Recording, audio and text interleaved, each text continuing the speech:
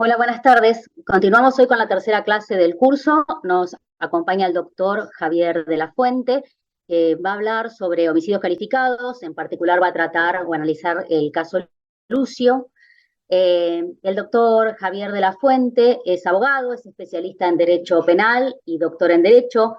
Realizó su tesis doctoral en la Universidad Nacional de Educación a Distancia de Madrid, en España, bajo la dirección del profesor José Cerezo Mir, y fue defendida en enero del 2008, obteniendo el Premio Extraordinario de Doctorado 2007-2008. Se desempeñó en diferentes cargos en el Poder Judicial de la Nación y como defensor oficial en lo penal, contravencional y de faltas de la Ciudad Autónoma de Buenos Aires. Actualmente, desde el año 2011, se desempeña como juez ante el Tribunal Oral en lo Criminal y Correccional número 27 del Poder Judicial de la Nación.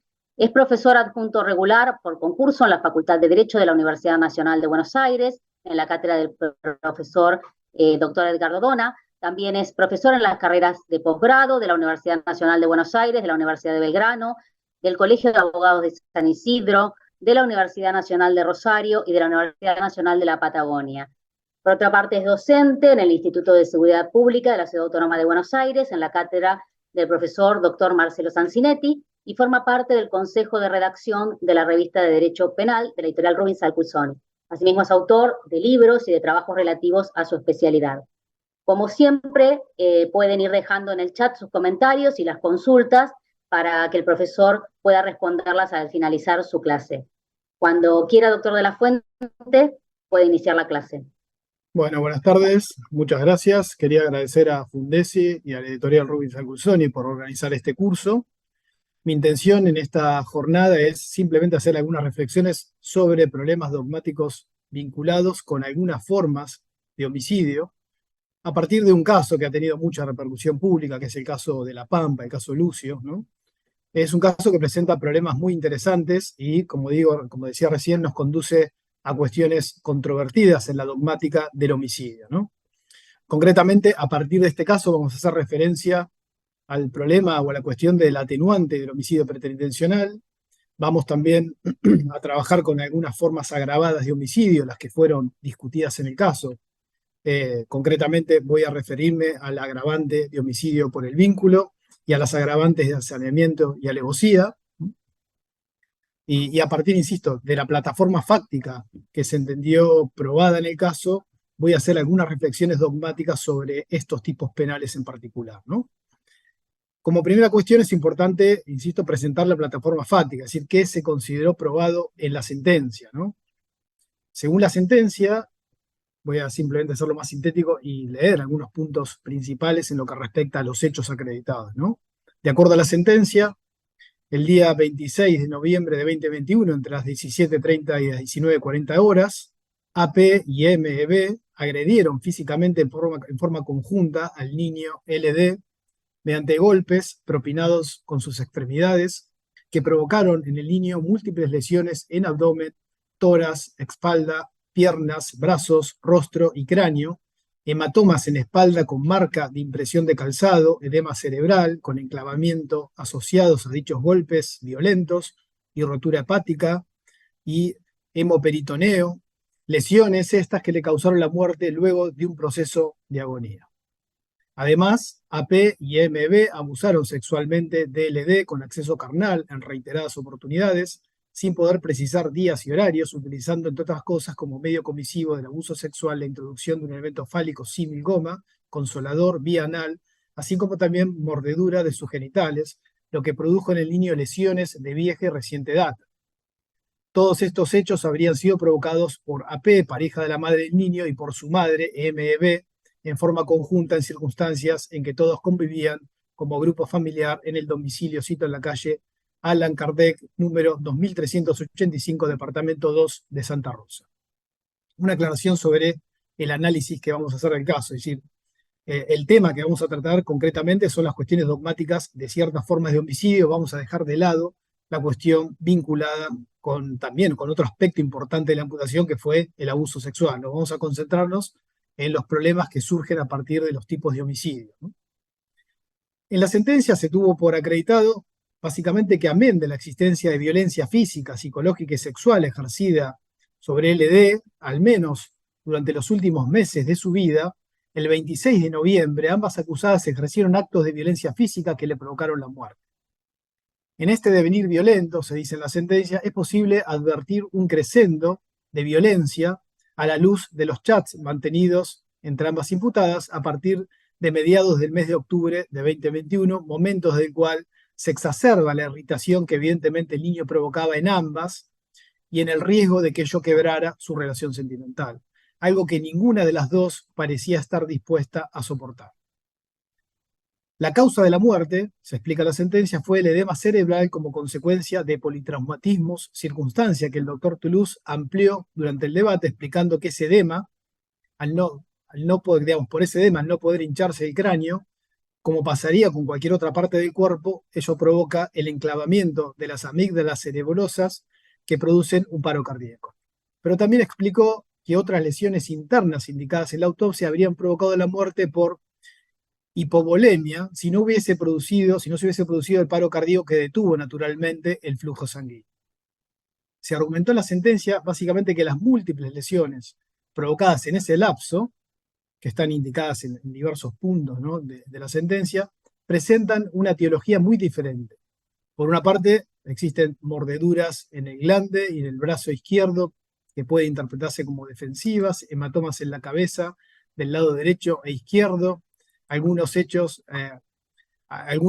con o contra objeto plano y otros por golpe de puño, hematomas numulares en el tórax, provocado por un palo tipo escoba con punta redondeada, hematomas en la cara interna del muslo izquierdo producidas por rasguño y otras en la zona inguinal que excede el rasguño y lucen tipo arrastre, y finalmente múltiples lesiones en la espalda y específicamente un pisotón sobre el omóplato y lo suficientemente fuerte como para provocar las lesiones internas en la zona abdominal, entre otras, desgarro del hígado.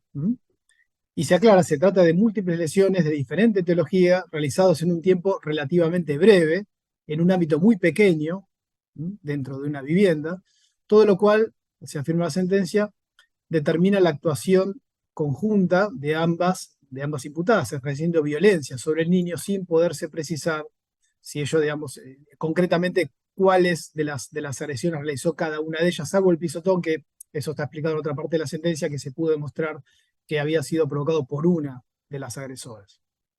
En definitiva, en lo que respecta a la plataforma fáctica, el tribunal tuvo por probado que el 26 de noviembre de 2021, entre las 18 y 19 horas, en el interior del domicilio que mencioné, ¿no?, las dos imputadas agredieron físicamente al niño y le ocasionaron múltiples lesiones que posteriormente provocaron su fallecimiento.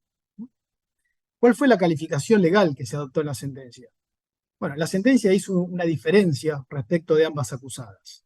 Con relación a MEB, que es la madre, la calificación que se siguió en la sentencia es homicidio triplemente calificado por el vínculo, por alevosía y por ensañamiento. Es decir, se aplicaron los tipos penales de los artículos 80, inciso primero, y 80, inciso segundo del Código Penal.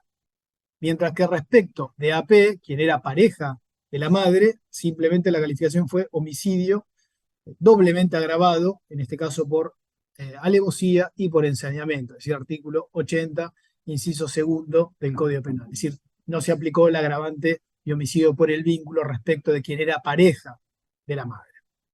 Vamos a ver brevemente las consideraciones del tribunal en lo que respecta a la calificación de los hechos. Una primera cuestión importante, ¿no?, que el tribunal toma, ¿no es cierto?, y que responde, es lo que tiene que ver con un planteo de la defensa. La defensa había planteado, en este caso, la atenuante de homicidio preterintencional, y eso fue descartado en la sentencia, ¿no? Vamos a ver qué es lo que se dijo en la sentencia respecto de esta cuestión. Textualmente se dice sobre el homicidio preterintencional, ¿no? Como sabemos, se afirma, el homicidio preterintencional es una figura típica que reclama un aspecto objetivo consistente en la muerte de una persona y otro subjetivo consistente en que tal resultado haya sobrevenido por una actuación por su actuación con el propósito de causar un daño en el cuerpo o la salud, circunstancia que el tipo penal vincula como parámetro valorativo a la idea del medio, en tanto éste no debía razonablemente causar la muerte. Y a esa referencia a algunos criterios de doctrina, ¿no? Se dice que la doctrina afirma respecto a este punto que aunque nuestro código no contenga elementos respecto a la previsibilidad del resultado, la inclusión de la expresión razonablemente permite sostener la diferencia existente entre que el autor pudiera o no prever el resultado como consecuencia de su actuar, a efectos de considerar la ubicación dentro del tipo penal que consagra la preterintención. También se dice, ¿no? Analizados la causa concreta, ¿no? Los hechos concretos, se afirma que la cantidad y gravedad de lesiones ocasionadas a LD, que originaron las gravísimas lesiones internas que lo condujeron a su muerte, ¿no? Hace que se descarte completamente esta forma atenuada de homicidio. Se hace referencia especialmente al edema cerebral, que fue ocasionado por golpe, ¿no es cierto?, con un objeto plano, y sobre el rostro también se halló una huella de nudillos, lo que denota que también fue objeto de golpe de puño, lo suficientemente fuerte como para dejar esa impronta. También se afirma en la sentencia que se probó que AP, una de las imputadas, efectuó el pisotón al que hicimos referencia antes, sobre el omóplato del niño. Se dice la mecánica de esta acción fue explicada por el médico forense, descartado que haya sido una patada, siendo inclusive visible en las fotografías tomadas en el hospital Evita la estampada dejada por la huella de la zapatilla de AP, ¿no? Se sostiene esta acción pisotón ocasionó un desgarro de 8 centímetros por 7 centímetros de profundidad en el hígado y hematomas en el intestino delgado y grueso. Luego se hace referencia también a una opinión doctrinal sobre el homicidio preterintencional, en el sentido de que la razonabilidad letal del medio empleado no reside exclusivamente en su capacidad vulnerante, sino también en el modo en cómo fue usado, en los conocimientos del autor sobre la capacidad ofensiva del medio y en la condición de éste con la víctima. Básicamente, entonces, se toma en cuenta que el niño tenía 5 años al momento del hecho y según la autopsia pesaba 18 kilos, lo cual pone en evidencia no solo la disparidad numérica con sus atacantes, 2 personas adultas, sino también la disparidad física. En base a sus argumentos, rechazan la posibilidad de que se aplique en el caso del atenuante de homicidio preterintencional. Una segunda cuestión fundamental con respecto a la calificación legal del hecho es, bueno, cómo trató la sentencia el dolo, es decir, qué es lo que se dice en la sentencia respecto de la imputación subjetiva de la muerte. Dicen los jueces y la jueza en la sentencia, ¿no? Ambas acusadas actuaron de modo doloso, lo que no debe confundirse con premeditación, que puede o no integrarlo, ¿no? Dicen, las acusadas presentan características peculiares en relación a su estructura psíquica, que ha sido informada y explicada por los profesionales actuantes, en especial su personalidad perversa, que suele ir acompañada de rasgos tales como irritabilidad, agresividad, impulsividad, a cuyo respecto hay también suficiente prueba testimonial y documental de que tales actos eran dirigidos siempre contra LD, que constituía un obstáculo en su relación de pareja. Estas circunstancias permiten recordar el concepto de lo que la doctrina denomina dolo impremeditado o dolo de ímpetu, en el cual existe inmediatez temporal reactiva o, dicho de otro modo, una falta de distanciamiento temporal entre la decisión y la acción. Ahí se cita también a Zaffaroni y a Lajes Lockhart cuando hacen referencia a este concepto de dolo de ímpetu, ¿no es cierto? Y dicen, o ellos lo definen diciendo que el dolo de ímpetu se manifiesta en una conducta agresiva, armada, contra la integridad física de una persona y que, a causa de la continuidad y parcial superposición de la resolución y de la acción, abarca una voluntad realizadora de cualquier resultado o de varios resultados conjuntamente. Abarcando entonces la posibilidad de lesiones en el cuerpo o en la salud o incluso la muerte de la víctima. Esta es la fundamentación que se incluye en la sentencia con respecto al tipo subjetivo, es decir, a por qué la muerte se imputa dolosamente. De alguna manera, cabe inferir que el tribunal entonces descarta que estemos en presencia de un supuesto de homicidio con dolo directo y hace referencia a este concepto de dolo impremeditado, dolo de ímpetu, ¿no? Lo cual nos acercaría más, en mi opinión, ¿no?, a un concepto de dolo eventual, a una forma de imputación de lo que se ha conocido tradicionalmente como dolo eventual, pero de lo cual vamos a hacer también referencia después. Luego, el tercer punto tiene que ver con las agravantes específicas que fueron incluidas en el caso, ¿no? El tribunal calificó el hecho, como dijimos, por homicidio por el vínculo, ensañamiento y alevosía.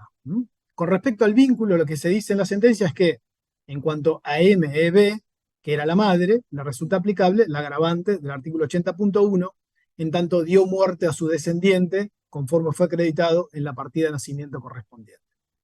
Insisto, el agravante por el vínculo solamente se la imputan a la madre y no a la pareja de la madre, ¿no? A la coimputada. Con respecto a la alevosía, luego de citar algunos criterios de doctrina, ¿no? Se apuntó fundamentalmente a la clara indefensión en la que se encontraba la víctima. Se dice, bueno, en tanto se trataba de un niño de 5 años, de 18 kilos de peso, que se encontró el 26 de noviembre de 2021 con la durísima agresión de 2 personas adultas, pero además se sostiene no se trató de un hecho aislado de agresión, sino de una modalidad abusiva crónica. LD sufrió violencia física, psicológica y sexual durante varios meses antes de su muerte, lo cual permite pensar en una indefensión aprendida, dicen, ¿no? Lo cual lo coloca en una clara situación de extrema vulnerabilidad. La aludida indefensión de LD estuvo asignada con anterioridad al 26 de noviembre en razón de que los hechos de violencia física, psicológica y sexual eran siempre concretados en el ámbito de su domicilio y se adoptaban precauciones para que el niño golpeado no asistiera al jardín de infantes, por ejemplo, o incluso a la casa de la madre, tal como lo revela el chat, bueno, hacen referencia a ciertas pruebas que permitirían afirmar esto. Es decir, una serie de situaciones en las cuales se impedía que terceras personas puedan conocer o intervenir frente a estas agresiones.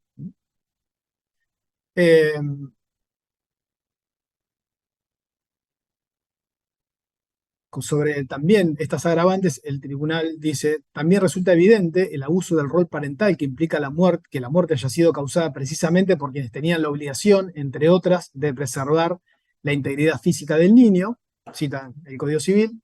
No se trata aquí de referir la misma característica agravante ya contenida en el artículo 80, inciso primero, sino poner en evidencia que precisamente de quienes el niño debía razonablemente esperar protección, sobrevino la violencia que originó su muerte.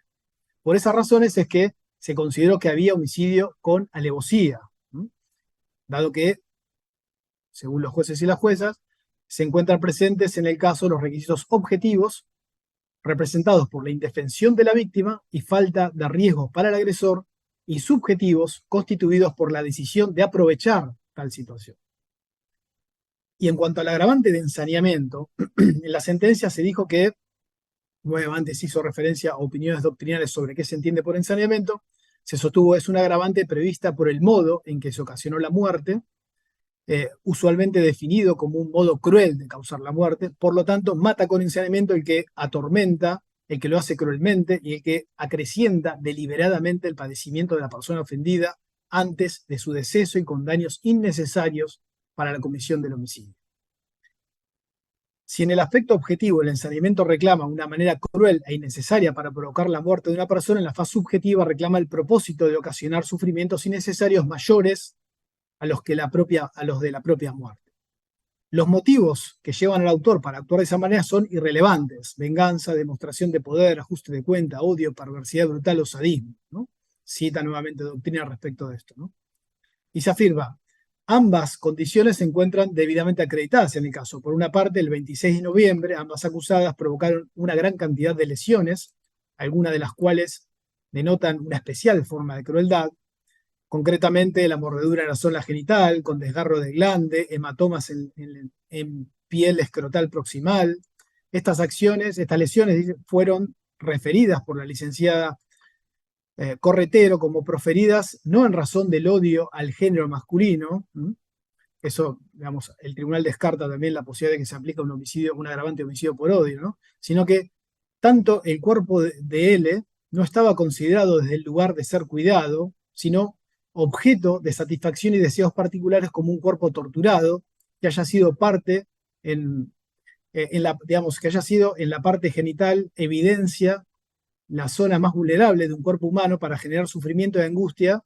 Se apunta al lugar más sensible del cuerpo, se dice, ¿no? Por otra parte, sabemos que a partir de la autopsia médica, del informe de ampliación que se realizó, las dos lesiones de mayor significación, el edema cerebral y el desgarro en el hígado y hematomas en la zona intestinal, se produjeron precisamente en ese orden, pudiendo referir que la segunda sobrevino en el tiempo de agonía. También se hace referencia a la naturaleza perversa con la que ambas peritos psicólogas describieron la personalidad de las acusadas.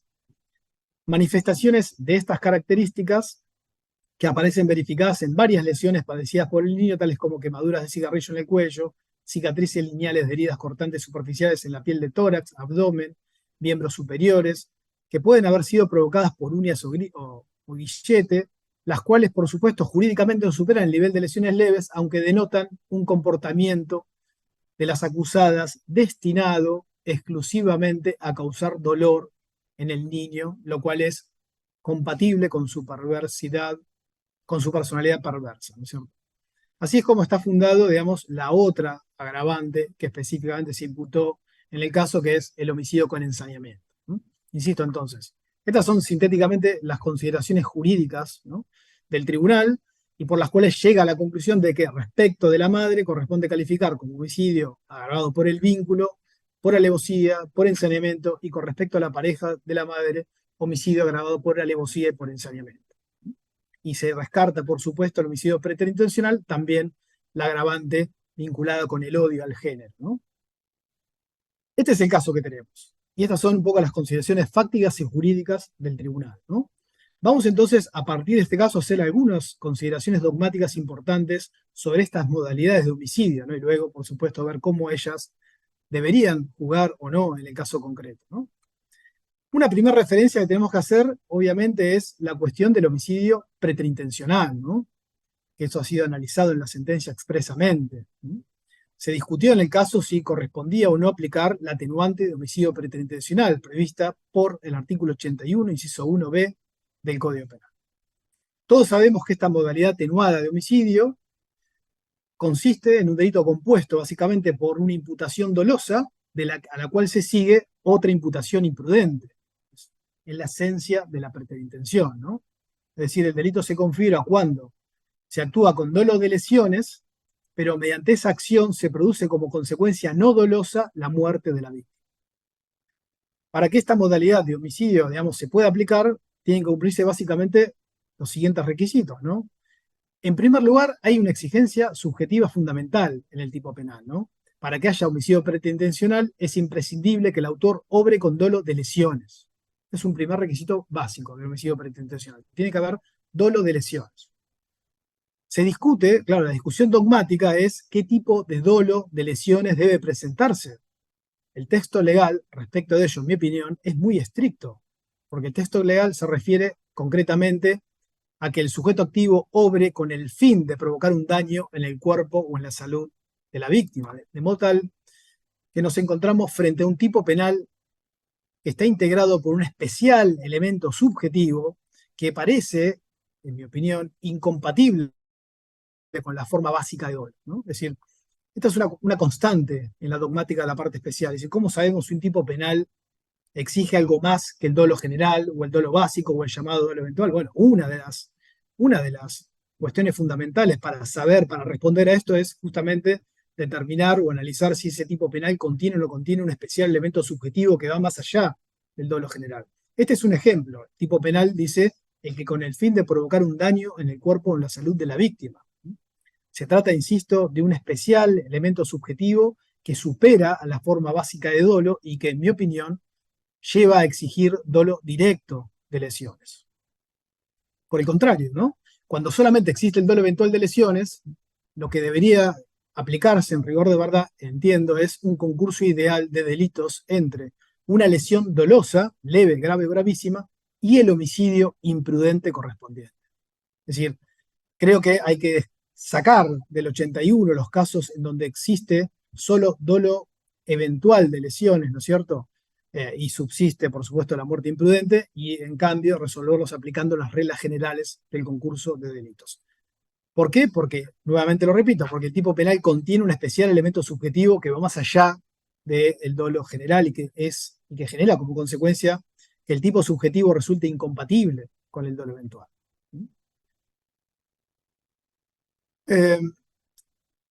Resulta indiscutible, es claro que el homicidio preterintencional tiene que descargarse cuando en el caso hay dolo de homicidio en cualquiera de sus formas, ¿no? Es decir, si la muerte se imputa a título de dolo, ya obviamente no estamos ante un homicidio preterintencional, ¿no? Hay una absoluta incompatibilidad entre el homicidio preterintencional y el homicidio doloso, aunque el homicidio doloso sea bajo la forma de dolo eventual. Es decir, para que haya homicidio preterintencional, insisto, tiene que haber lesiones dolosas con dolo directo y un homicidio que no pueda ser imputado a título de dolo. Segundo requisito fundamental expresamente previsto por el tipo penal atenuado es el relativo a que el medio empleado por el autor no debía razonablemente ocasionar la muerte. Es muy complejo, ¿no? Porque este requisito nos conduce a un problema dogmático muy importante que se repite todo el tiempo en nuestro Código Penal, que es el problema dogmático de los llamados delitos calificados por el resultado. Se trata de estructuras típicas en las cuales el legislador ha pretendido agravar la responsabilidad penal objetivamente en función del resultado provocado. Es decir, lo que el legislador ha pretendido a través de estas regulaciones, de estos tipos penales calificados por el resultado, es que la responsabilidad penal de quien está actuando ilegalmente se agrave en función del resultado, se agrave por el resultado provocado en el marco de esa actuación ilegal, sin ninguna exigencia vinculada con la imputación subjetiva de ese resultado. Es decir, esta clase de tipos penales ha generado muchas objeciones constitucionales, porque si no se establece dogmáticamente alguna limitación, esta clase de estructuras típicas puede traducirse en una clara afectación al principio constitucional de culpabilidad, ¿no? Porque se terminarían recepcionando o aceptando supuestos de responsabilidad o de agravación de la responsabilidad penal meramente objetivos, con criterios meramente objetivos. Es decir, se pueden traducir en una violación al principio de culpabilidad y al principio fundamental de que la responsabilidad penal siempre es subjetiva. En consecuencia, más allá de cuál haya sido la intención del legislador, el objetivo que el legislador persiguió con estos tipos penales, se trata de tipos penales o estructuras típicas que tienen que ser limitadas por el principio de culpabilidad. Es decir, el legislador intenta en estos tipos penales regular lo que se conoce como una versar in re ilícita. El legislador quiere que todo aquel que se encuentra realizando actividad ilícita sea responsable por cualquier resultado que se provoque en el marco de esa actividad ilícita. Sin embargo, un tipo penal de esas características, o así entendido, resultaría claramente contrario al principio constitucional de culpabilidad que limita la intervención penal, ¿no? En materia penal, a diferencia de lo que sucede con otras ramas jurídicas, no se puede fundar la responsabilidad penal solo en criterios objetivos de imputación. No es posible fundar la responsabilidad penal en criterios puramente objetivos, sino que siempre tiene que haber un nexo subjetivo de imputación, ¿no? Por lo tanto, y esto obviamente hay muchísimas posiciones dogmáticas que intentan fundamentar esto, ¿no? Los delitos calificados por el resultado, más allá de la intención que haya tenido el legislador, deben ser limitados como consecuencia del principio de culpabilidad, y por lo tanto eso lleva necesariamente a exigir que para que estos delitos puedan aplicarse, para que el resultado pueda ser penalmente imputado, para que el resultado pueda fundar un agravante de la responsabilidad penal, es imprescindible que por lo menos el resultado producido, en este caso la muerte, constituya un resultado previsible. Es decir, que la muerte sea una muerte previsible, conforme a los conocimientos medios de la época y los conocimientos especiales del autor o la autora concreta. Es decir, para que el resultado pueda ser penalmente imputado, según el principio de culpabilidad, no es necesario que el resultado sea doloso. También la imputación imprudente resulta una modalidad de imputación respetuosa del principio de culpabilidad. Pero tampoco alcanza con la mera atribución objetiva del resultado. Es imprescindible, por lo menos, fundar un caso de previsibilidad. Es decir, es imprescindible que la muerte haya sido al menos previsible para el autor o la autora concreta. De otra forma, si no se interpretan de esta manera los delitos calificados por el resultado, se estaría afectando, insisto, el principio de culpabilidad. Como consecuencia de ello, insisto, esa frase, ¿no? El problema es cómo interpretar esa frase siempre que el medio no debiera haber ocasionado razonablemente la muerte, ¿no? Bien. Esto es lo que genera un montón de dudas, porque si uno interpreta literalmente esa frase, ¿no? Cuando el medio no debería haber razonablemente ocasionado la muerte, esto podría llevar, insisto, a incluir cualquier resultado en un homicidio preterintencional, y esto resultaría violatorio, contrario al principio de culpabilidad. En mi opinión, creo que esta frase puede ser interpretada en un sentido, digamos, de una forma que le dé un sentido acorde al principio de culpabilidad, ¿cierto? Entiendo que a través de esta frase lo que pretende es excluirse de atenuante aquellos casos en los que debido al medio que el autor utilizó, no existen razones objetivas para confiar en que la muerte no se produzca. Es decir, creo que esta referencia a que el medio no debía haber ocasionado razonablemente la muerte se refiere a los supuestos en los que el resultado mortal es imputable a título de dolo bajo la forma de dolo eventual, del mal llamado dolo eventual, ¿no? Es decir, nos encontramos ante un criterio legal que recepta un estándar objetivo normativo que es aplicable. Es interesante trabajar con esto porque es una de las cuestiones actualmente más discutibles con respecto al dolo, ¿no? Es decir, cabe pensar si esta frase, ¿no?, del 81 no sirve como criterio legal, como estándar objetivo normativo aplicable al problema dogmático de distinción entre el dolo y la imprudencia. Porque, de acuerdo a los criterios normativos, ¿no?, que pretenden diferenciar el dolo o la imprudencia, ya no se trata de tomar en cuenta exclusivamente lo que el autor piensa, lo que el autor se representa, sino lo que es objetivamente razonable suponer en el caso concreto.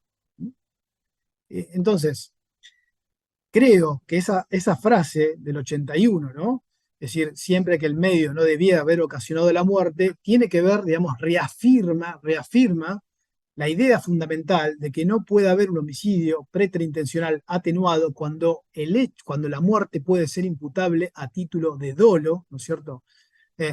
Bajo cualquier forma de dolo, y concretamente la ley se está metiendo en la diferenciación entre el dolo y la imprudencia y está introduciendo un estándar normativo, en el sentido de que no alcanza para descartar el dolo solo lo que el autor piense, sino que en ciertos casos, como sostienen, por ejemplo, las modernas concepciones normativas que pretenden diferenciar el dolo y la imprudencia, lo que importa es que el autor haya realizado conscientemente una conducta que normativamente da lugar a un riesgo doloso, que normativamente permite imputar dolo, ¿no?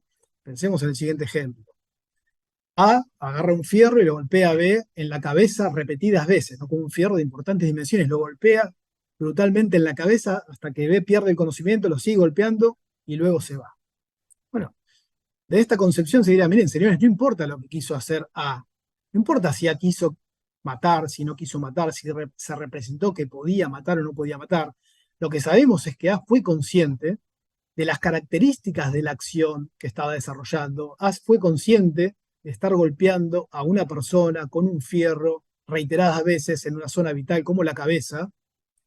Por lo tanto, desde el punto de vista objetivo normativo, A llevó a cabo un comportamiento que para el derecho da lugar a una imputación dolosa. No habían, en ese caso, en los términos del 81, razones objetivas para confiar en que la muerte no se produzca. Por lo tanto, esa muerte es imputable a título de dolo y por lo tanto queda fuera completamente del 81, del atenuante del 81, ¿no?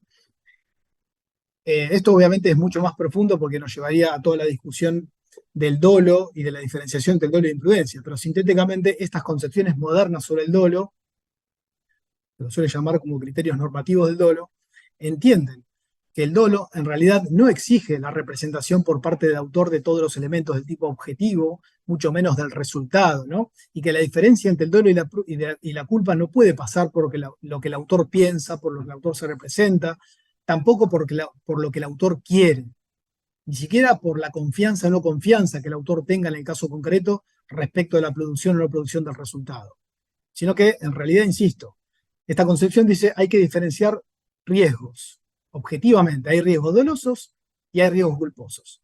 Hay riesgos dolosos cuando el riesgo objetivamente, según estándares objetivos, es un riesgo propio, especialmente apto para provocar el resultado. Es decir, cuando no hay objetivamente razones para confiar en la evitación de ese riesgo. Y por el contrario, un riesgo es imprudente cuando sí existen razones objetivas para confiar en que ese riesgo no se produzca con el riesgo que se está desarrollando. Más allá de lo que el autor piense, esto es objetivo, es decir, en base a criterios objetivos. Por lo tanto, si una persona realiza conscientemente una conducta que normativamente da lugar a un riesgo doloso, eso alcanza para imputarle dolo. En cambio, si una persona realiza conscientemente una conducta que normativamente no da lugar a un riesgo doloso, será responsable solamente por imprudencia. En el caso del ejemplo del sujeto que golpea en la cabeza a la víctima con un fierro, bueno, claramente, más allá de lo que se haya representado, más allá de si haya confiado o no en la habitación de la muerte, es decir, no importa eso, lo que importa realmente es que ese sujeto golpeó a la víctima con un fierro en la cabeza, fue consciente de esto, y para el derecho, es decir, conforme a estándares normativos, eso es un riesgo suficiente para imputarle dolo.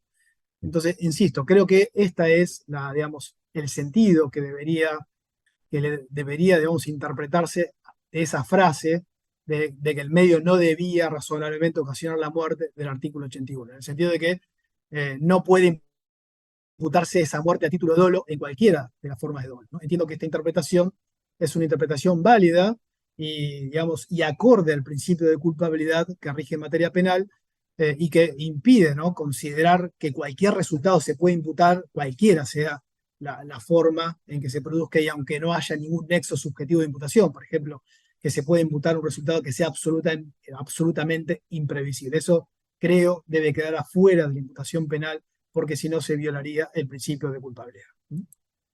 Bien, con respecto a esta atenuante del homicidio preterintencional, bueno, los jueces y la jueza descartaron, obviamente, esta atenuante e hicieron referencia justamente a este límite objetivo que contempla la ley.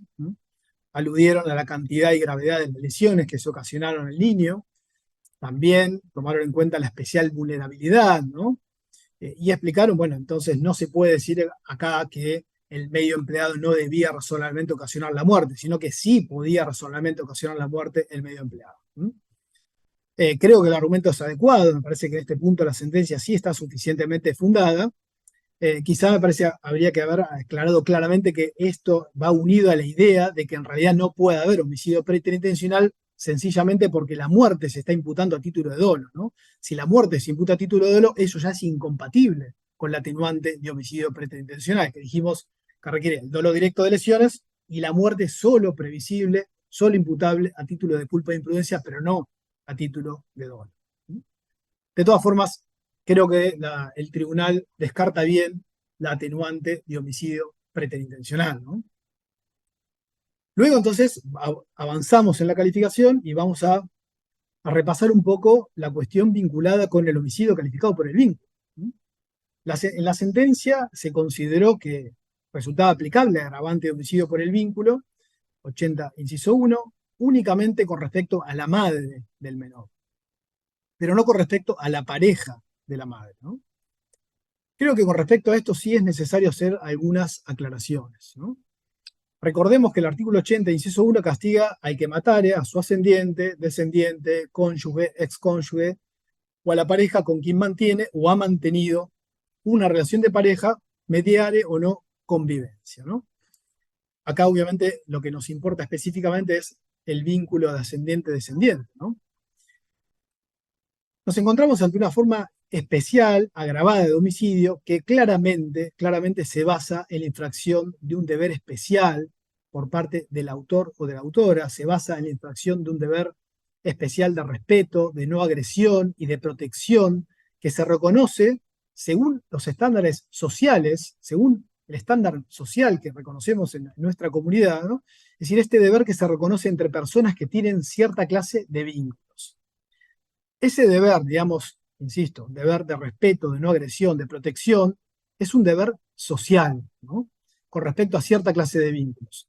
Y con respecto a otra clase de vínculos, es un deber jurídico. Así ocurre específicamente con respecto a los ascendientes, cónyuges y convivientes, ¿no? Y no, en cambio, con respecto a otros vínculos, que no se puede hablar de un deber jurídico, pero sí de un deber social, ¿no? Pero ambos deberes son los que dan fundamento al agravante.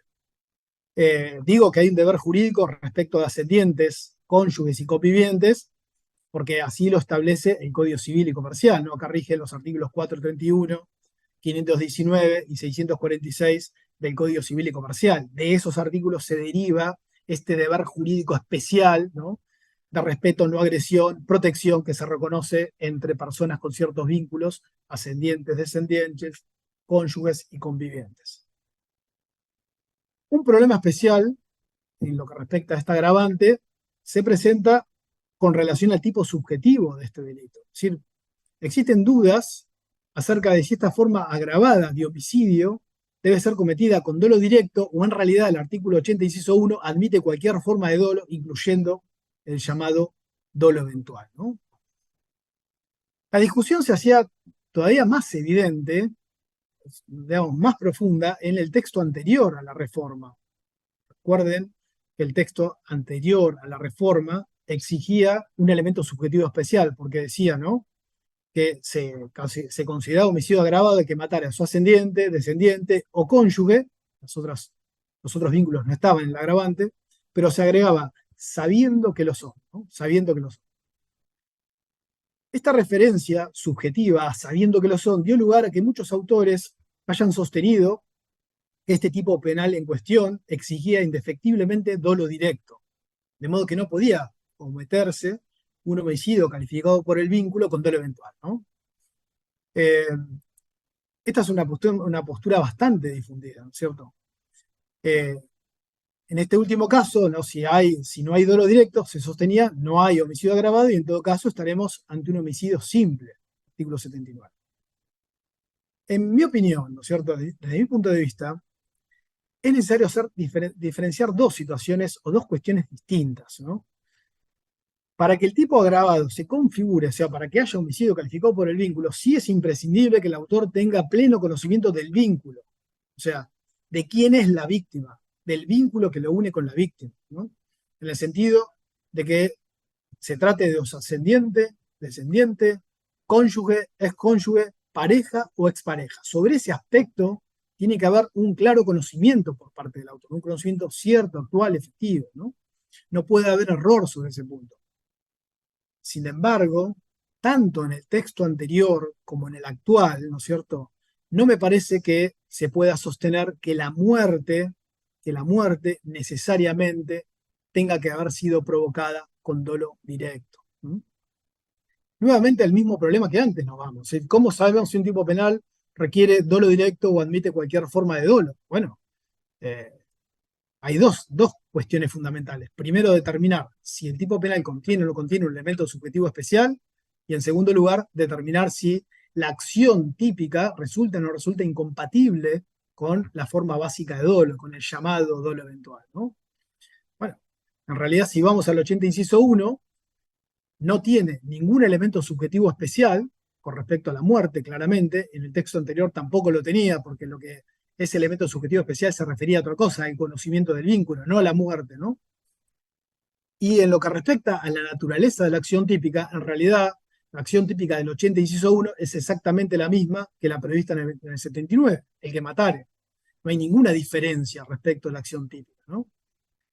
Por lo tanto, me parece, insisto, que tanto en el texto anterior como en el texto actual, con respecto a la muerte, el tipo penal se conforma con cualquier modalidad de dolo, incluyendo el llamado dolo eventual, ¿no?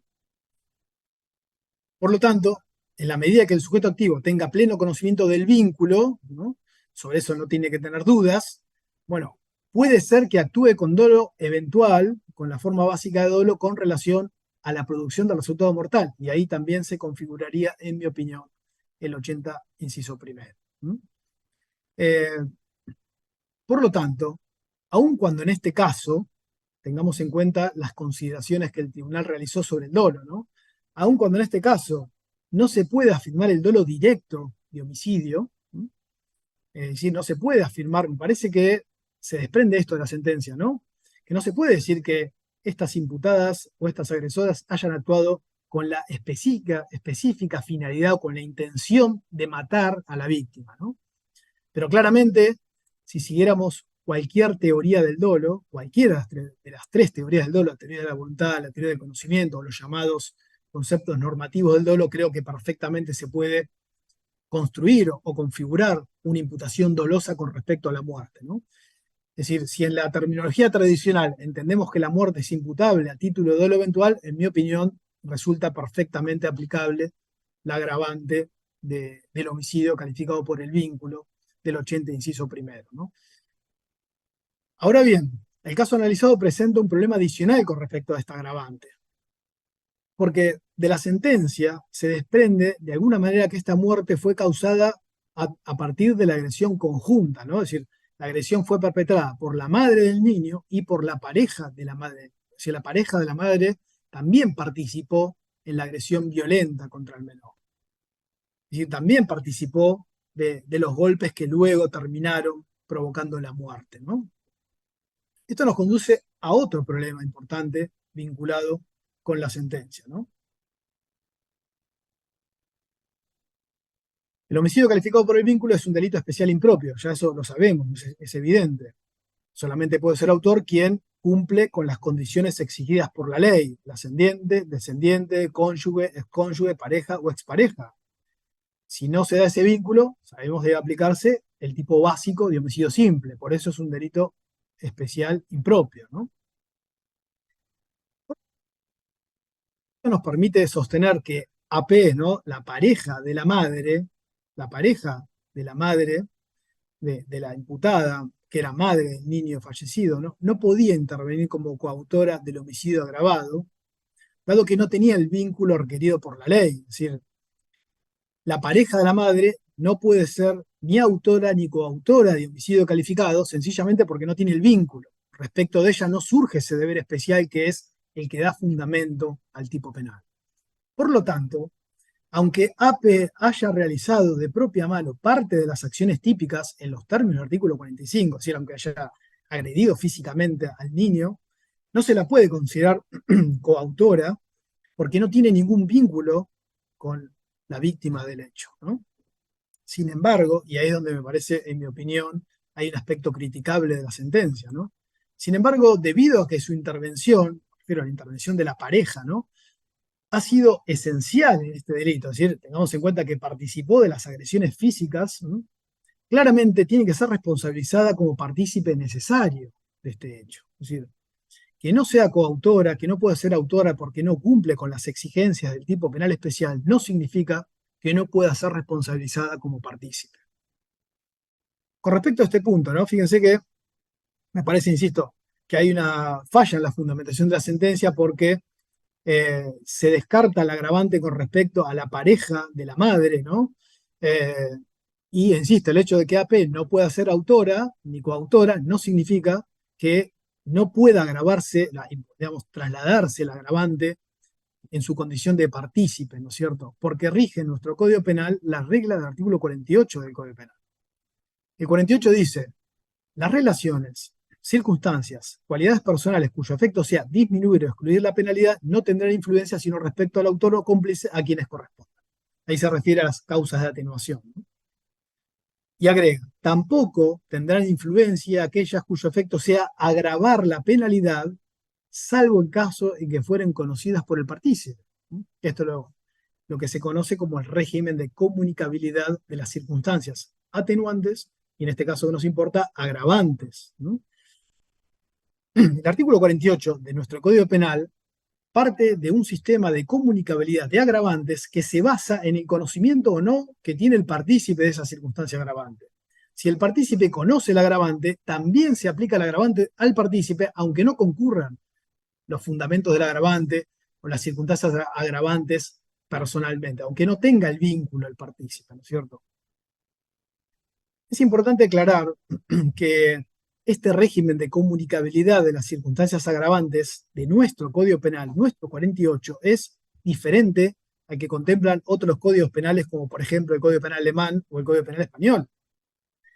Por ejemplo, en el Código Penal alemán, en el parágrafo 28, establece básicamente que cuando la ley establezca, así dice, cuando la ley establezca que características personales especiales agraven, atenúen o excluyan la pena, esto regirá solo para los autores o partícipes en los que éstas concurran.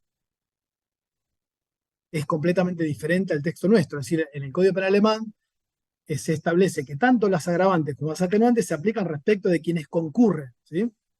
El 65 del Código Penal Español dice: las circunstancias agravantes o atenuantes que consistan en cualquier causa de naturaleza personal agravarán o atenuarán la responsabilidad solo de aquellos en quienes concurran. Lo mismo que el Código Penal alemán. Fíjense, se aplica el atenuante o el agravante solo respecto de los que concurran, de las personas que intervienen en el delito respecto a quienes concurran, ¿no? Nuestro 48 es diferente. Nuestro 48 hace una diferencia entre atenuantes y entre agravantes. Con respecto a las atenuantes, es solo respecto de quienes concurran. Pero con respecto a las agravantes, el 48 dice que se aplican en la medida en que sean conocidas por los partícipes. Se trasladan los partícipes en la medida en que sean conocidas por los partícipes. Se puede estar de acuerdo o no con esta regulación legal, pero esto es lo que establece nuestra ley y entiendo que no hay argumentos para considerar que esta regulación del artículo 48 resulte inconstitucional, ¿no? Por más que algunos autores, ¿no?, intentan sostenerlo, no hay, me parece, ningún argumento para sostener que el 48 pueda resultar inconstitucional. Muy sencillo, ¿por qué? Porque el artículo 48 no regula, no recepta un caso de responsabilidad objetiva. Sería inconstitucional si de ese artículo se infiriera un supuesto de agravación objetiva de la responsabilidad. Eso sí resultaría contrario al principio de culpabilidad que rige en materia penal. Sin embargo, del artículo 48 no se desprende un supuesto de responsabilidad puramente objetiva, porque se exige expresamente que el partícipe tenga conocimiento de las circunstancias que fundamentan la agravación. Por lo tanto, el artículo 48 no es contrario al principio de culpabilidad que rige en materia penal en lo que respecta a la comunicabilidad de las agravantes y tampoco es contrario a la concepción personal sobre lo injusto. Porque exige un nexo subjetivo de imputación entre las circunstancias que dan lugar al agravante y el hecho concreto del autor, y el autor concreto, es decir, subjetivamente el autor tiene que conocer esas circunstancias. Por lo tanto, en este caso, ¿no?, quien era pareja de la madre e interviene activamente en el homicidio, sabía claramente que se estaba agrediendo a la hija de su pareja, por lo tanto tenía claro conocimiento de ese vínculo, es decir, conocía la circunstancia agravante y por lo tanto, en mi opinión, también tiene que ser, digamos, alcanzada por la agravante de homicidio por el vínculo, ¿no? Por más que no pueda ser autora ni coautora por no cumplir las exigencias del tipo especial, no tiene el vínculo, pero sí debe ser partícipe necesaria, y con partícipe necesaria, con conocimiento de la circunstancia agravante, también debe ser condenada por homicidio agravado por el vínculo. Luego vamos a introducirnos en la otra cuestión, que son las agravantes de la alevosía y del ensañamiento, también tratadas en la sentencia, ¿no? Los jueces y la jueza sentenciantes consideraron que en el caso sí se configuró las dos agravantes, la agravante de alevosía y la agravante de ensañamiento. Vamos a, así, de vuelta a repasar los argumentos. Con respecto a la alevosía, bueno, se basaron en la especial indefensión de la víctima, insisto, un niño de 5 años, de 18 kilos de peso, que fue víctima de una durísima agresión por parte de dos personas adultas que lo sometieron a violencia física, psicológica y sexual durante varios meses antes de su muerte. Se sostiene perpetrando los hechos en el interior de un domicilio y tomando precauciones para que no asistieran al jardín y a la casa de la madre. También hicieron referencia a que en algún momento ponían música a todo volumen, probablemente para ocultar el eventual requerimiento de auxilio, ¿no? Y esos sucesos fueron, se sostiene, perpetrados por quienes ejercían un rol parental y tenían obligación de preservar la integridad física del menor. Esto con respecto a la alevosía. Y en cuanto al ensañamiento, expresaron que en realidad en los hechos se provocaron una gran cantidad de lesiones, algunas con una especial crueldad. Se hace referencia a esa mordedura en la zona genital. También tuvieron en cuenta que hubo dos lesiones de mayor importancia, las que causaron un edema cerebral, el desgarro del hígado, hematomas en la zona intestinal, que fueron las que, bueno, produjeron la muerte, pero se argumenta que fue en ese orden, ¿no?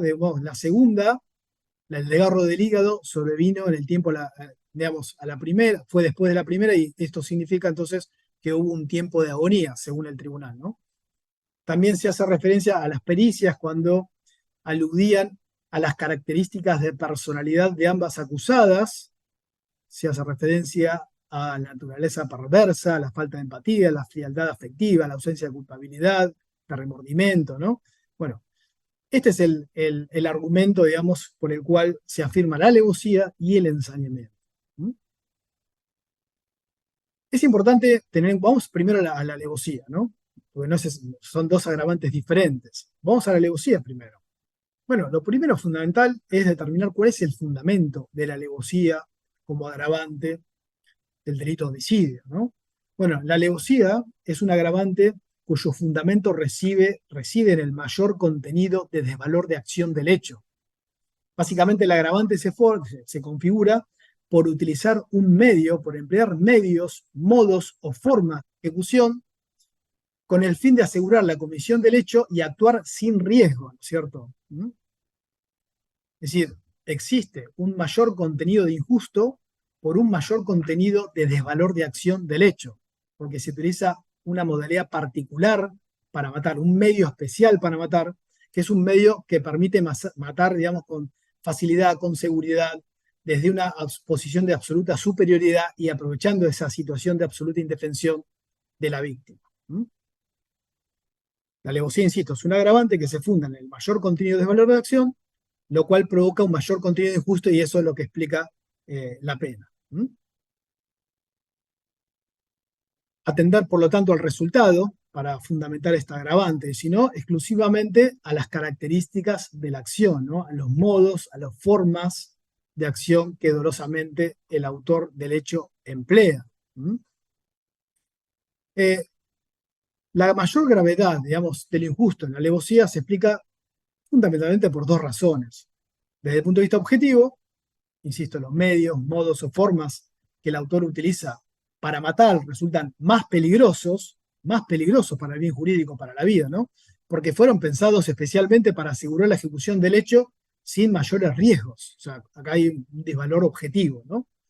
Pero también hay un desvalor subjetivo, porque del plano subjetivo, la alevosía, digamos, resulta mucho más repudiable. Es decir, estamos ante un caso en el cual subjetivamente el hecho resulta mucho más repudiable, porque existe una actitud o motivación especial del autor que procura o aprovecha la indefensión en que se encuentra la víctima, ¿no? Es una combinación entre factores objetivos y factores subjetivos. Eh, por lo tanto, fíjense, desde el punto de vista objetivo, no puede haber alevosía si no se demuestra que hay medios, modos o formas para cometer el hecho que impliquen una clara situación de indefensión o inferioridad en la víctima, ¿no?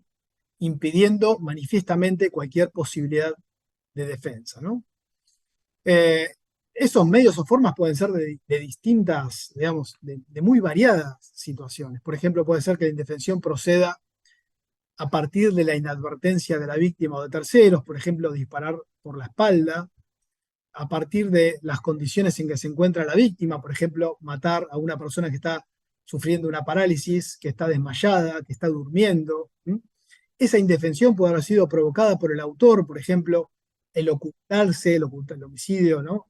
Ocultándose en acecho, ¿no? Ocultando el llamado homicidio de ocultamiento de intenciones, cuando el autor básicamente se gana la confianza de la víctima y una vez obtenida esa confianza, mata a la víctima, ¿no? Es decir, esa situación de defensión puede ser provocada por el autor o puede ser simplemente aprovechada por el autor.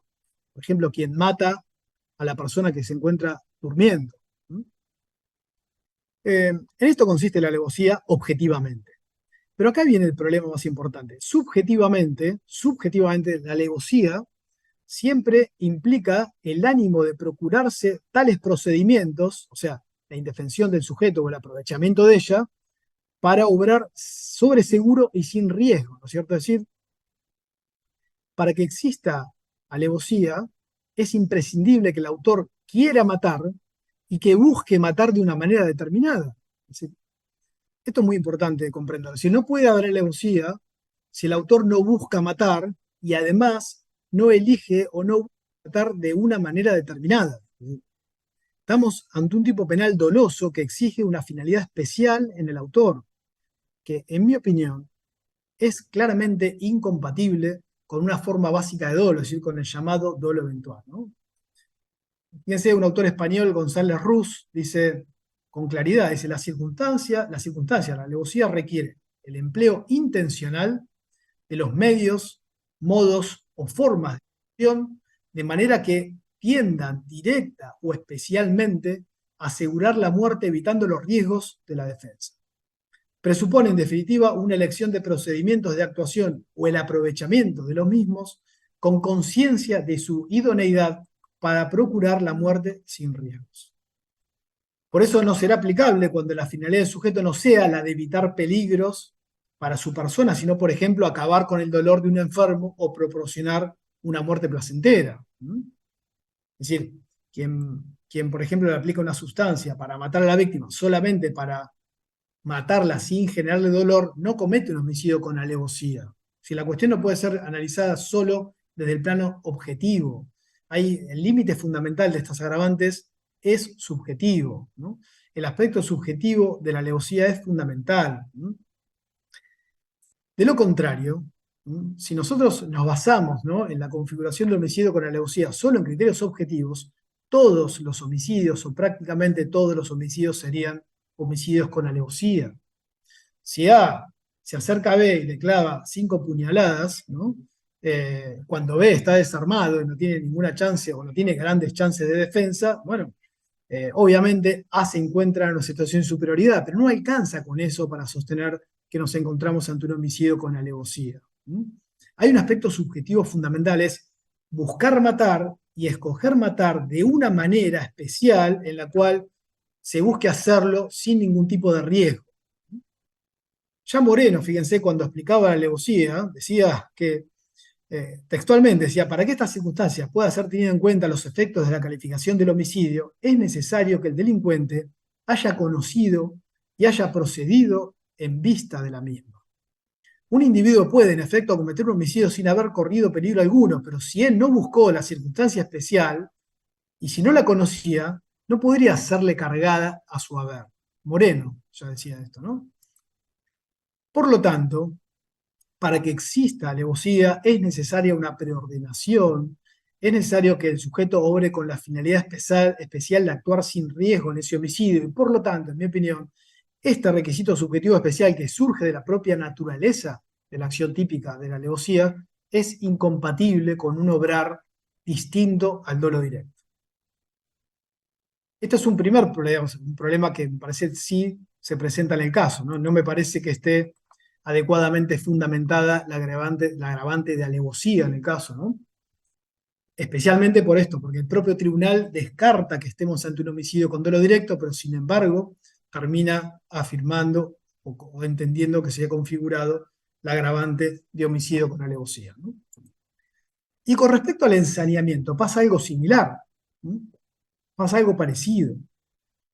El ensañamiento constituye un agravante que se configura cuando el autor procura matar de una manera especial, ¿no? Es decir, cuando el autor busca matar, pero busca hacerlo deliberadamente. La propia sentencia hace referencia a esto, ¿no? Cuando el autor busca matar deliberadamente, procurando un sufrimiento innecesario para la víctima. También acá en el ensañamiento corresponde exigir ese doble baremo, ese doble requisito objetivo y subjetivo, ¿no? Desde el punto de vista objetivo, hay que probar que el sujeto pasivo padeció sufrimiento o dolor físico o psíquico absolutamente innecesario.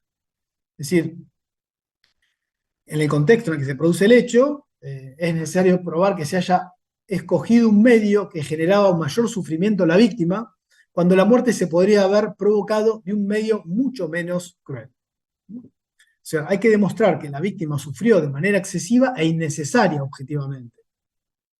Esto ya tiene algunos límites, ¿no? Porque si esto es así, no puede haber ensañamiento si la víctima no puede percibir, ¿no es cierto? Si la víctima tiene que haber sufrido objetivamente de manera excesiva e innecesaria, ¿no? Hace falta, por lo tanto, que la víctima se encuentre consciente y más vale, por supuesto, que esté viva, ¿no? El descuartizamiento posterior a la muerte no es ensañamiento. Pero tampoco es ensañamiento si la víctima no tiene capacidad para sentir o para sufrir, como exige la acción típica. Si la víctima no tiene capacidad para percibir, para sentir, por ejemplo, cuando se encuentra completamente intoxicada y no llega, digamos, y esto ya habrá que verlo en cada caso, y no puede, digamos, sentir el sufrimiento que supone el ensayamiento, ya eso sería un límite objetivo al agravante. Sí, obviamente los sufrimientos excesivos o innecesarios pueden ser tanto físicos como psíquicos, ¿no? Esto se reconoce también en la doctrina y la jurisprudencia. Por ejemplo, cuando antes de matar a la víctima se le hacen presenciar ejecuciones o torturas o abusos contra seres queridos, o el someterlo a otra clase de tormentos psíquicos antes de la muerte, esto también configura ensañamiento.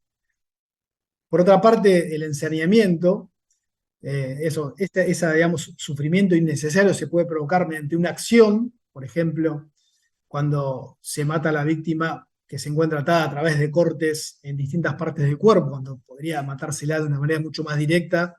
En cambio, se escoge específicamente matarla a través de cortes progresivos para causarle un especial sufrimiento, pero también puede consistir en una omisión. Por ejemplo, si se deja a la víctima atada simplemente para que muera de hambre o de sed, eso también puede ser calificado como homicidio con ensañamiento. Pero hasta acá tenemos los límites objetivos. Sin embargo, al igual que lo que ocurre con la alevosía, esta agravante también requiere límites subjetivos fundamentales, ¿no es cierto? Desde el punto de vista subjetivo, esta agravante exige también, como en la alevosía, que el sujeto activo busque dolosamente la muerte, es decir, tiene que porque no solo hace falta que el autor, el sujeto activo, busque matar, sino que además escoja específicamente, intencionalmente, un medio que es especialmente apto para causar un sufrimiento innecesario. Es decir, lo que requiere subjetivamente el ensañamiento nos permite, creo, descartar que el ensañamiento pueda ser cometido a través de otra forma de dolo que no sea el dolo directo. Es decir, el elemento subjetivo de este delito es muy específico. El sujeto activo tiene que saber que está empleando un medio que genera dolor o sufrimiento innecesario, como decía Moreno, ¿no? Y por lo tanto tiene que actuar con la finalidad de provocar la muerte. El sujeto activo quiere matar y para hacerlo emplea un medio que objetivamente provoca mayor sufrimiento o sufrimiento innecesario a la víctima, ¿cierto? Por lo tanto, me parece que tampoco es compatible con el dolo eventual la agravante de ensañamiento. Entonces, si volvemos al presente caso, bueno, creo que la sentencia no ha fundado adecuadamente la aplicación de estas dos modalidades agravadas del homicidio, ¿no? Porque los jueces y las juezas afirmaron respecto de, digamos, del dolo de las autoras, que hablan de ese dolo de ímpetu. Si hablan de dolo de ímpetu, claramente no es dolo directo. Si no es dolo directo, entonces, en mi opinión, es incompatible no solo con la alevosía, sino también con el ensañamiento. Es decir, me parece que hay una falla del requisito subjetivo de estas agravantes. No hay duda, entiendo yo que, ya esto lo dijimos, que cualquier teoría del dolo que se siga se puede fundamentar perfectamente que las imputadas actuaron con dolo de homicidio, ¿no es cierto? Pero sin embargo, no se puede sostener que hayan actuado con dolo directo de homicidio, ¿no es cierto? Y si no actuaron con dolo directo de homicidio, en mi opinión, no resulta posible la configuración ni del agravante de alevosía y tampoco del agravante de ensañamiento. Ambas agravantes exigen elementos subjetivos especiales que superan al dolo del homicidio simple.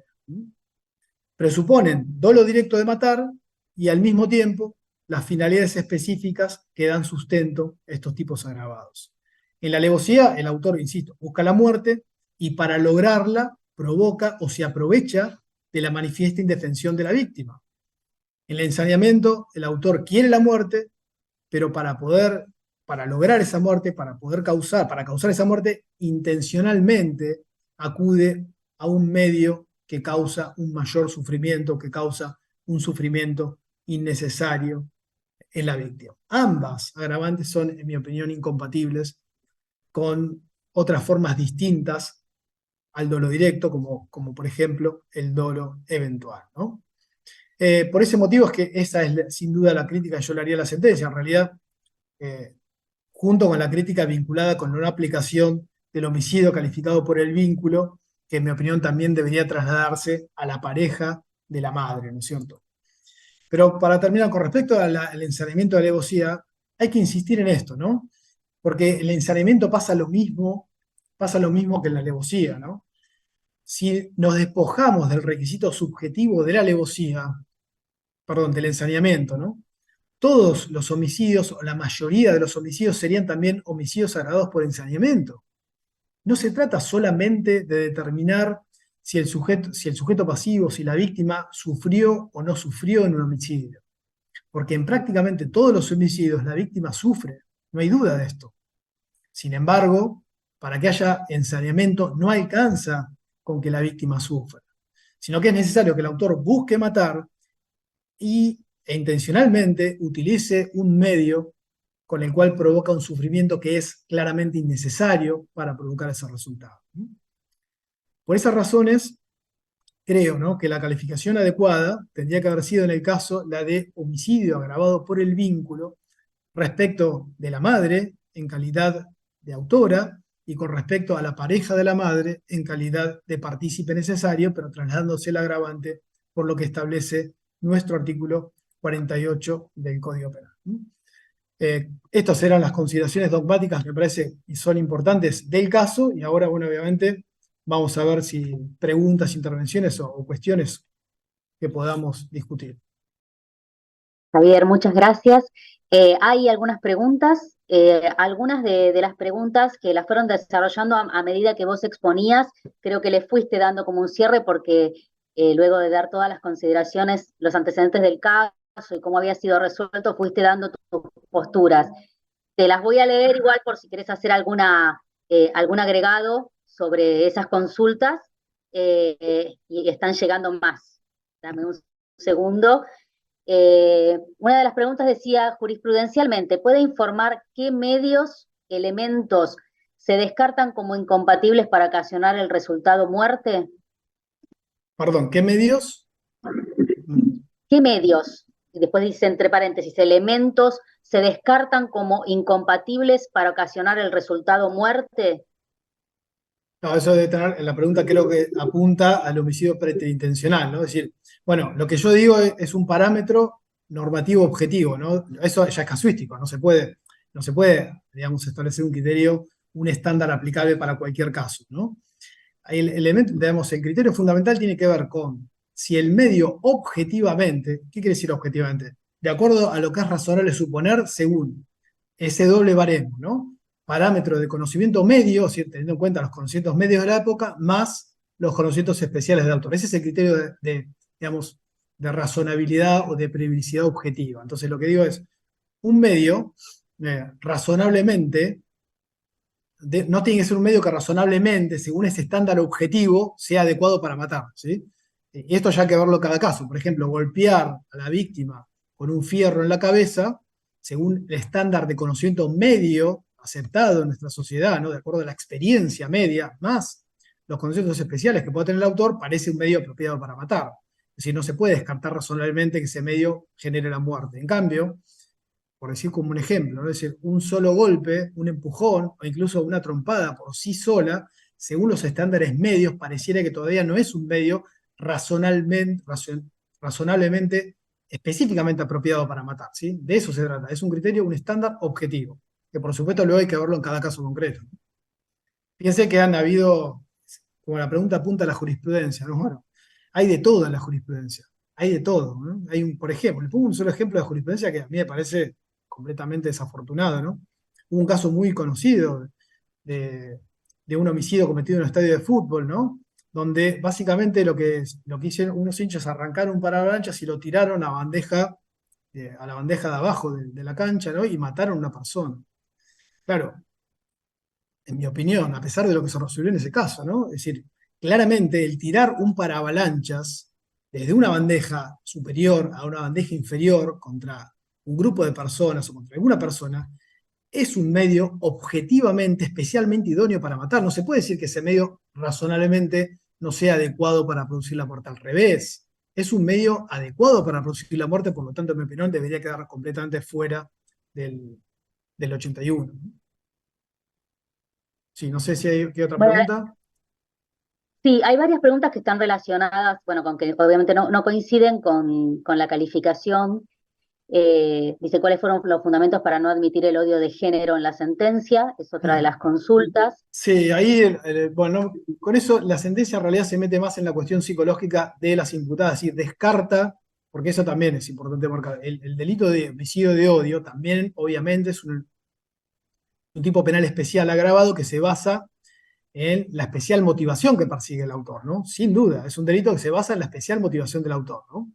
En realidad, los jueces y las juezas se basan en que de las pericias psicológicas que se realizaron respecto a las imputadas, más allá, surgen en realidad, más allá de que sí es verdad, así se argumenta, más allá de que de esas pericias se desprende que las imputadas rechazaban una visión machista, patriarcal de la masculinidad, digamos, es decir, rechazaban lo que sería una visión machista de la sociedad, bueno, descartan que ese haya sido el motivo específico del homicidio, ¿no? Es decir, que el homicidio haya sido, o sea, haya tenido como origen la identificación sexual del niño LD. Es decir, descartan que eso haya sido un motivo para matar. En realidad, tiene que ver con la motivación subjetiva del homicidio.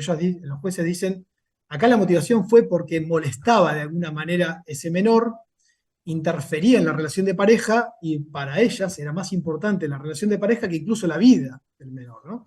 Entonces descartan que el homicidio haya sido perpetrado por el género que tenga el niño. Ese sería un poco el argumento y yo creo que está bien. No me parece que del caso se desprendan elementos para poder fundar un homicidio por odio.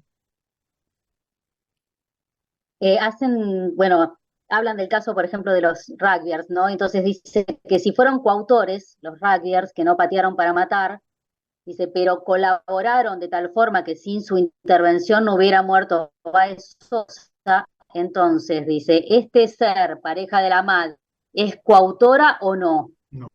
Eh, Vamos a ver. bueno, El caso, sí. algo dijiste de eso también, No, sí. cuál era El caso de los preguntan rugbyers también es cuál un es la caso, explicación sí. legal que tendría que haber Claro, el hecho. caso de los rugby es un caso distinto, ¿no? Que tiene muchas cosas muy diferentes y otros problemas también dogmáticos muy particulares que, vamos, no son exactamente los mismos que discutimos en este caso, ¿no? Lo que sí que, bueno, ya que se menciona el caso de los rugby, sí hay una consideración, no me estoy refiriendo, no quiero con esto referirme a este caso ni a otro, ¿no? Pero me parece que hay una consideración muy importante que tenemos que tener en cuenta, ¿no? Cuando tratamos homicidios agravados, cuando, mejor dicho, tratamos casos de homicidio, ¿no? Y esto hay que ponerlo a la luz, porque es así, claramente es así, ¿no? Es decir, me parece que la solución dogmática del caso no puede pasar por la repercusión pública que tenga el hecho. Es decir, no podemos interpretar los requisitos del delito, los elementos típicos de un tipo penal agravado, solo en función o fundamentalmente basándonos en la repercusión pública que pueda tener un caso. No, hay que tener cuidado con esto. Es decir, me parece que para eso está la dogmática penal, ¿no? Uno siempre se pregunta, parece que hay que preguntarse esto, ¿cuál es el fin que tiene la dogmática penal? La dogmática penal de la parte general y de la parte especial. Bueno, justamente es esta finalidad. Es decir, la dogmática penal intenta brindar conceptos, teorías y ponerlas a disposición de quienes deben aplicar el derecho penal vigente y resolver los casos para procurar mayor racionalidad en esa tarea. Es decir, que la interpretación sea lo más racional posible, en el sentido de que, bueno, si alguien interpreta que la alevosía requiere determinadas circunstancias, que sea porque estudió, digamos, los libros o lo que se dice sobre la alevosía, la jurisprudencia, etcétera, ¿no? En eso, digamos, esa es la función de la dogmática. Entonces, lo que yo digo, no quiero referir a estos casos en concreto, pero en general, ¿no? Eso es algo que se podría estudiar, que es muy interesante, ¿no? Es decir, la influencia que tiene la repercusión pública, la presión mediática de un caso en el análisis dogmático de requisitos del delito, ¿no es cierto? Si cuando el hecho es muy grave, cuando el hecho es muy grave, cuando el hecho tiene mucha repercusión pública, cuando el hecho tiene trascendencia social, siempre encontramos, digamos, en la jurisprudencia la tendencia, la tendencia a interpretar los elementos típicos y llevarlos a un homicidio agravado, ¿no? Y esto pasa así, en interpretar el dolo, interpretar los requisitos de un agravante en particular, ¿no? A mí me parece que no es una buena tendencia, es decir, tenemos que tratar digamos, de concentrarnos en los requisitos que exige la ley, ¿no es cierto?, en el caso concreto. El caso de los rabies es diferente porque hay otras agravantes en juego, ¿no? Ahí está la cuestión del concurso premeditado de dos o más personas, que también tiene sus problemas, etc. Pero volviendo a la pregunta, en mi opinión, un delito especial, solamente puede ser coautora la madre. Y en todo caso, la pareja de la madre es partícipe necesaria, porque obviamente lleva a cabo un aporte esencial durante la fase ejecutiva del hecho, es partícipe necesaria, pero sin embargo se trasladan a ella, la agravante, se traslada a la agravante por lo que dice el 48 del Código. Bueno, querían saber tu opinión sobre la calificación del caso de los rugbyers, si se trató de un homicidio calificado por alevosía. Supongo que es la misma Creo persona que que... no quiero referirme a ese caso porque no es el objeto de la exposición, pero me parece que en función de las consideraciones que yo mencioné, creo que me genera muchas dudas que se puede aplicar en ese caso la agravante de la alevosía, ¿no? Recordemos lo que expresé respecto del elemento subjetivo que exige la alevosía. Preguntan si la comunicabilidad de las circunstancias solo se predica de los partícipes o también se extiende a los coautores. Bien, es muy buena pregunta. A ver, es muy buena pregunta porque en la ley, el 48, hace referencia a los partícipes, ¿no es cierto? Sin embargo, en el caso de los coautores es otro el problema. O sea, tiene que ver con lo mismo, ¿no? Pero en realidad, vamos a ver, con respecto a los partícipes, perdón, con respecto a los coautores, que esa es la pregunta, en realidad el problema de qué se les puede imputar o qué no se les puede imputar, más que del 48, se desprende de la esencia misma de la coautoría. Porque para que exista coautoría tiene que haber como principal elemento una decisión común al delito. Y para que haya una decisión, y digamos, ahí es donde está el problema, ¿no? Solamente hay una decisión común del delito cuando el dolo abarca las circunstancias, ¿sí? Entonces, ojo con esto, porque esto es algo que se presenta todo el tiempo en la práctica, ¿no? Si muchas veces los fiscales o las fiscales, ¿no? Bueno, pretenden sostener que como son coautores, todo se le imputa a todos. Y esto no es así. El sostener esto, nuevamente, ¿no? Resultaría una solución contraria al principio de culpabilidad que rige en materia penal y significaría aplicar supuestos de responsabilidad objetiva. Y además, esto resultaría contrario al concepto mismo de coautoría, porque la coautoría requiere la decisión común al hecho. Entonces, ojo con esto. Si una persona en el marco de un robo se le ocurre sacar el arma y disparar, y esa decisión es completamente intempestiva, sorpresiva para el resto de los coautores, no se le puede aplicar ese agravante, tampoco al coautor, ¿sí? Solamente se puede aplicar al coautor aquellas agravantes, aquellas circunstancias, mejor dicho, que hayan formado parte de la decisión común y por lo tanto que se encuentren abarcadas por el dolo, ¿no? Y esto, insisto, tiene que ver con el concepto mismo de coautoría y no tanto con el 48, ¿no? Pero claramente, si no conoce esa circunstancia, mal puede estar abarcada en la decisión común y por lo tanto en el dolo de la coautoría, ¿no?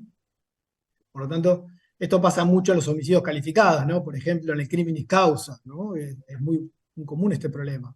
Si, por ejemplo, varias personas cometen un robo y a una de ellas se le ocurre sorpresivamente matar a la víctima, bueno, ¿hasta qué punto esa muerte se le puede imputar como homicidio criminis causa a todos? Bueno, yo creo que no. Solamente se le puede imputar a todos cuando esa muerte forme parte de la decisión común de de la coautoría. Ojo, esa decisión común no necesariamente significa planificación previa, ¿no? Porque en la coautoría y también en crímenes causa, esa decisión de matar puede ser tomada en el mismo momento del hecho. Por ejemplo, la víctima se resiste y se le dispara para matarla, eso también es crímenes causa, no hay duda, en mi opinión, ¿no? Más allá que está discutido en tanto en la doctrina como en la jurisprudencia. No creo que haga falta una planificación previa de la muerte en el crímenes causa. Pero sí es necesario que la muerte haya sido incluida en esa decisión común que puede ser incluso simultánea al hecho. Pero entonces, por ejemplo, si uno de los coautores dice tirale, por ejemplo, o participa de la decisión, o ya había sido plenamente planificada la muerte, por ejemplo, del custodio, o del sereno, etcétera, todo eso es crímenes causa para todos. Pero cuidado porque puede haber casos en donde la muerte sea perpetrada de manera sorpresiva, intempestiva, por uno de los coautores y no necesariamente tenga que ser trasladada a los restantes. Para ello se puede aplicar, por ejemplo, la figura de 165, que es otra modalidad de, digamos, de delito calificado por el resultado, ¿no? Bueno, hacen algunas otras preguntas que fuiste contestando. Y la última dice, en cuanto a la responsabilidad de las instituciones, la escuela, el hospital, que no informaron sobre la situación del menor, si podés dar tu opinión al respecto. En la sentencia tantas circunstancias vinculadas con esto, no tanta referencia a esto. O sea, en realidad, la sentencia incluso toma en cuenta como que hubo un ocultamiento de esta situación por parte de las agresoras, ¿no? En realidad, al menos no encontré eso en la sentencia, que se haga referencia a que hay una responsabilidad compartida de, por ejemplo, la institución escuela, ¿no? Sino que lo que se dice es justamente que impedían, por ejemplo, le impedían, o sea, no lo llevaban al colegio para que no adviertan las agresiones que estaban perpetrando, ¿no? Si esto es así, no habría ningún problema de responsabilidad. Ahora, por supuesto, si hay indicadores objetivos de que ese niño está sometido a una agresión y no se actúa en consecuencia, puede haber una responsabilidad penal, ¿no?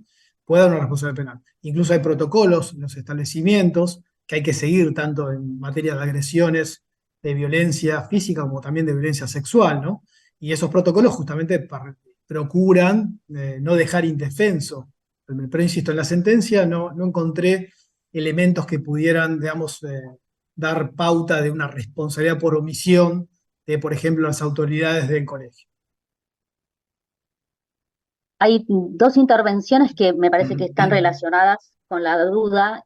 Una dice, no me queda claro por qué la pareja no tiene el agravante del vínculo si convivía con la víctima. Dicen, una pareja se crea un vínculo, los hijos son, y los hijos, aparte del agravante por la convivencia y el abuso al niño, eso dicen por un lado. Y por A ver, otro lado, vamos por se partes. Con respecto, preguntan, sí, sí. sí, Con respecto a eso, no, o porque sea, sí, perdón. No, sí, sí. Sí. no, porque digo, también digamos, consultan, y creo que tiene que ver también con esto que te están preguntando, teniendo en cuenta la ampliación de las afiliaciones, la adopción por integración, esto relacionado con el homicidio agravado por el vínculo y con la Sí. recepción de otras nuevas formas de familia por el Código Civil y Comercial, que es lo que pasa Sí, con el Código claro, Penal. claro, pero Tiene el que ver. problema es que, claro, pero el problema es que el tipo penal, obviamente, con respecto al tipo penal, el tipo penal contiene elementos que no pueden ser ampliados analógicamente. Es decir, el tipo penal se refiere a ascendiente, descendiente, cónyuge, excónyuge, pareja o expareja, ¿no es cierto? Por lo tanto, otros vínculos que no entren dentro de alguno de estos elementos típicos de carácter valorativo en algunos casos y normativos en otros, ¿no? Lo que no entre en estos elementos típicos no puede considerarse incluido en la agravante del vínculo, pues se estaría aplicando una analogía prohibida constitucionalmente, ¿no? Y claramente la pareja de la madre, por el solo hecho de ser pareja, no es la ascendiente, ¿no es cierto?, de la niña. No hay ningún régimen de adopción ni nada, ¿no? Simplemente es la pareja de la madre en ese caso, quien convivía, ¿no? Y el tipo penal, cuando se refiere, o sea, la agravante no es la convivencia. No cualquier convivencia agrava el homicidio, ¿sí? La ley se refiere simplemente a relaciones de pareja, incluso ahí tampoco se falta la convivencia, porque dice exista o no convivencia, ¿no? Por lo tanto, no se puede incluir, digamos, ampliar la agravante a otros vínculos que no son estrictamente los previstos en el 80. Bueno, te agradecemos. Igual, ojo, Hay vuelvo a repetir, yo creo que sí habría que aplicarle el agravante a la pareja, pero por otro argumento, ¿no? En su condición de partícipe. Sí, también, bueno, dicen si respecto del abuso sexual agravado, que es un delito por el cual la madre fue absuelta, si no existió un encubrimiento por parte de la madre, que claramente sabía lo que sucedía. No me metí con el abuso sexual porque sería el tema nuestro y ahí hay varias consideraciones que también se puede hacer con respecto al abuso sexual y la omisión. Hay una figura especial con respecto al abuso sexual, o sea, el permitir, digamos, teniendo cierto vínculo que se cometan abusos sexuales, está específicamente contemplado dentro de los delitos contra la integridad sexual. Hay varias cosas que, bueno, no abordamos en la exposición lo concerniente al abuso sexual, ¿no? Bueno, dicen que hay muchísimos comentarios agradeciendo tu exposición, que dicen que ha sido muy clara. Eh, Dicen pedagogía en su máximo exponente, gracias por compartir conocimientos entre los más ah, Bueno, conceptuosos, y vamos a hacértelo llegar para que veas de qué manera la gente ha agradecido toda tu exposición y que hayas compartido estos conocimientos con nosotros.